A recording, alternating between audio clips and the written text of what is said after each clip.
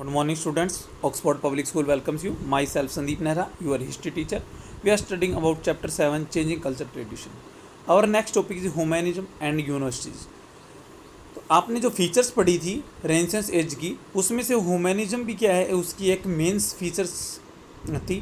तो ह्यूमैनिज्म होता क्या है और वो यूनिवर्सिटी से कैसे बिलोंग करता है, या यूनिवर्सिटी ने ह्यूमैनिज्म को बढ़ाने में क्या अपना कंट्रीब्यूशन दिया था, उसके बारे में पढ़ेंगे। तो humanism was the one basic features of the Renaissance. Humans means to take interest in man and respect him.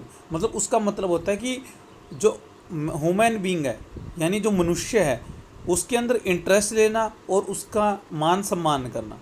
मतलब कि ह्यूमैनिज्म क्या करता है, मनुष्य की जो प्रॉब्लम है, मानव की जो प्रॉब्लम है, मैन की जो प्रॉब्लम्स है ह्यूमन बीइंग की, उनको क्या है स्टडीज़ करता है, उनको एक्सेप्ट करता है, ह्यूमन लाइफ की इम्पोर्टेंस को एक्सेप्ट करता है and try to improve and make prosperous his life, और कोशिश करता है कि क्या है उसकी लाइफ क्या हो, आसान हो, उसके लाइफ क्या हो, इम्प्रूवमेंट हो। वैसे तो जो ह्यूमैनिज्म वर्ड है वो क्या है, अभी क्या है यूज़ किया जाने लगा था 14th सेंचुरी के लास्ट के अंदर, जब क्या है इटली के अंदर है या अन्य यूरोपियन कंट्रीज है उनके अंदर रेनेसेंस आया था। लेकिन क्या है, ह्यूमैनिज्म जो वर्ड का यूज़ था या पहली बार जो इसका प्रयोग है वो पहले भी किया जा चुका था 106 ईस्वी पूर्व, मतलब कि जो स्टार्टिंग थी उससे भी काफ़ी पहले, यानी एशियंट जो ग्रीक एम्पायर था उसके एक एसिस्ट माने जाते हैं, यानी जो लेखाकार है सीसियो, उन्होंने क्या है सीसरो, उन्होंने भी क्या है ह्यूमैनिज्म का वर्ड का यूज़ किया था। उसका कहना था कि ह्यूमैनिज्म क्या है, लेटिन भाषा के ह्यूमैनिस्ट से लिया गया है, जिसका अर्थ होता है कल्चर।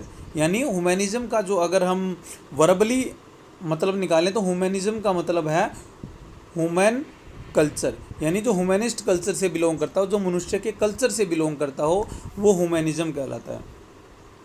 तो इस तरह से, लेकिन अब क्या है इस वर्ड का यूज ज़्यादा होने लगा था ह्यूमैनिज्म मानवतावाद का, यानी कि जिसके अंदर क्या है मनुष्य को इम्पोर्टेंस ज़्यादा दी गई। तो रेनेसेंस पीरियड के अंदर the existing world is which we live which given importance than the next world. इसमें कहा गया है कि हमें क्या है जो इस वर्ड में हम जी रहे हैं, अब जी रहे हैं अपने लाइफ के अंदर, उस लाइफ को इम्पोर्टेंस देनी चाहिए, न कि नेक्स्ट वर्ड की, यानी आगे आने वाले जीवन की अपेक्षा, यानी नेक्स्ट लाइफ या नेक्स्ट, आप पुनर्जन्म भी बोल सकते हो या ये भी बोल सकते हो कि अगले जन्म में, उसकी अपेक्षा इस जन्म में ज़्यादा इंपॉर्टेंस देनी चाहिए। यही ह्यूमैनिज्म है।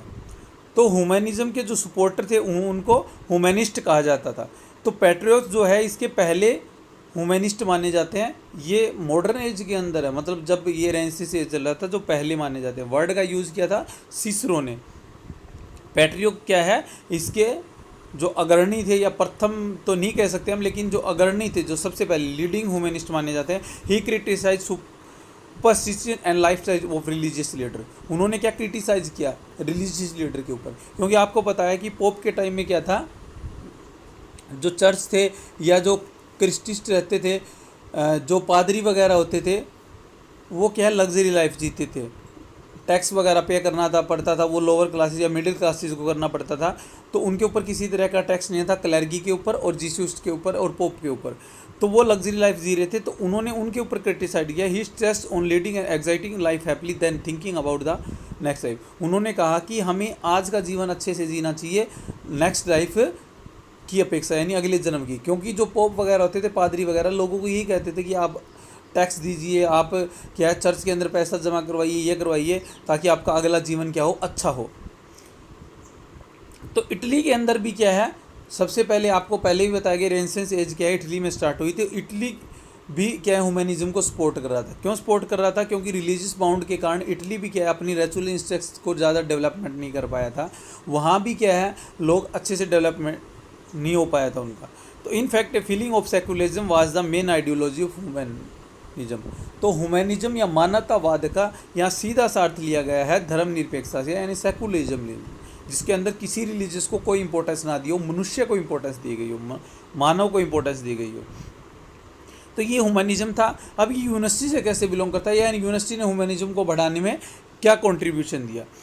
तो university of Europe were set up in the first of are Italian town. ये आपको पहले बताया, यूनिवर्सिटी भी क्या इटली के अंदर ही, या इटालियन जो टाउन्स थे, कस्बे थे, उनके अंदर ही स्टार्ट हुई थी सबसे पहले।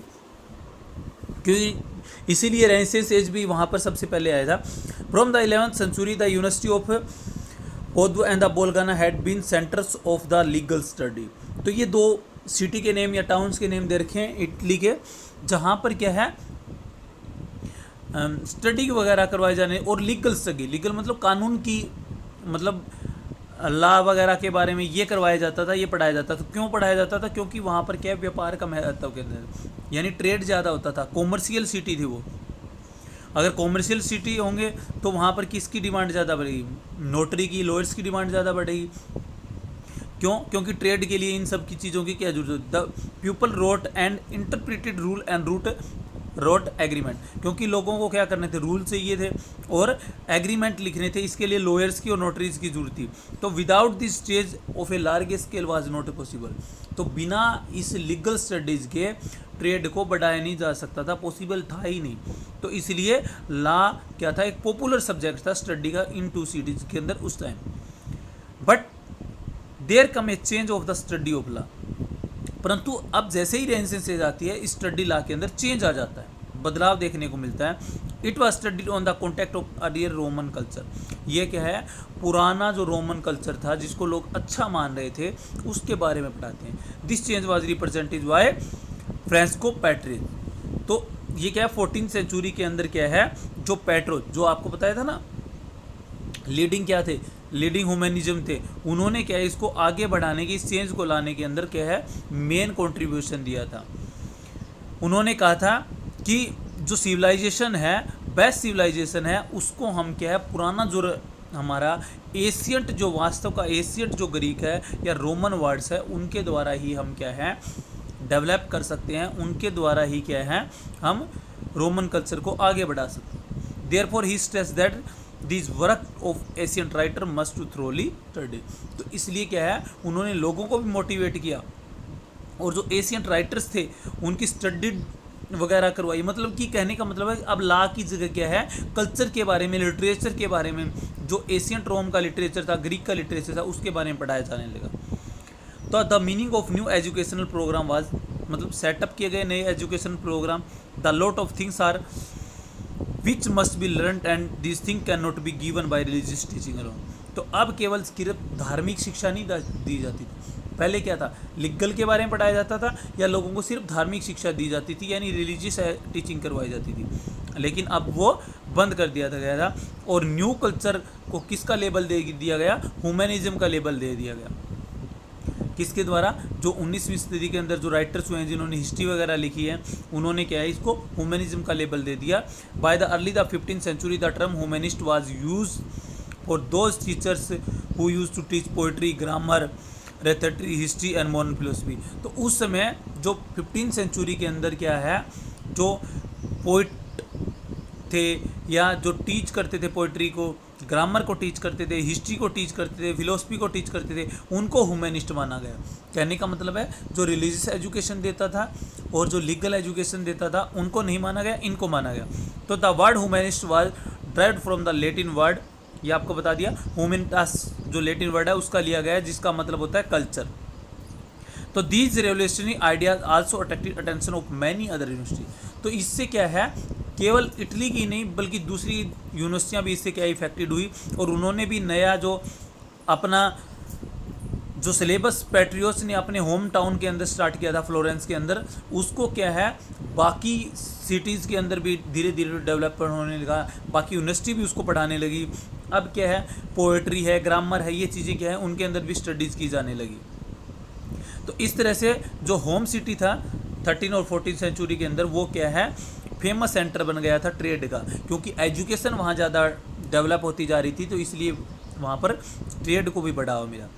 तो फ्लोरेंस से प्रभावित होकर के क्या है? दांते हैं, अल्जेरियो है, ग्योटो है, आदि मतलब जितने भी आर्टिस्ट या राइटर हुए हैं वो इससे काफ़ी इफेक्टेड हुए।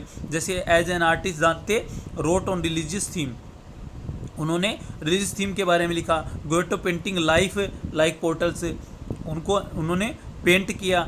तो इस तरह से क्या है? अनेक तरह के डिफरेंट, कोई भी एक या दो एग्जाम्पल आप लिख सकते हो जो इसमें दिए गए हैं। तो इस तरह से क्या है? ये सिटी डेवलपमेंट हुआ आर्टिस्ट के रूप में भी। From then the city develop as an intellectual city and a centre of artist creativity in Italy. तो इस तरह से ये जो फ्लोरेंस था, यानी इनका होम टाउन जो था वो एक क्या है, आर्टिस्ट क्रिएटिविटी और इंटेलेक्चुअल सिटी के रूप में भी क्या है, उभर करके सामने आया। तो हम यही नहीं कहेंगे, काफ़ी यूनिवर्सिटीज़ और भी थी जो इसके डेवलपमेंट के अंदर क्या है, काफ़ी भागीदारी थी। उस समय जितनी भी यूरोपियन कंट्रीज़ हैं, धीरे धीरे उनका भी डेवलपमेंट होने लगा था। तो ये आपका ह्यूमनिज्म एंड यूनिवर्सिटी का टॉपिक है। Okay, thank you.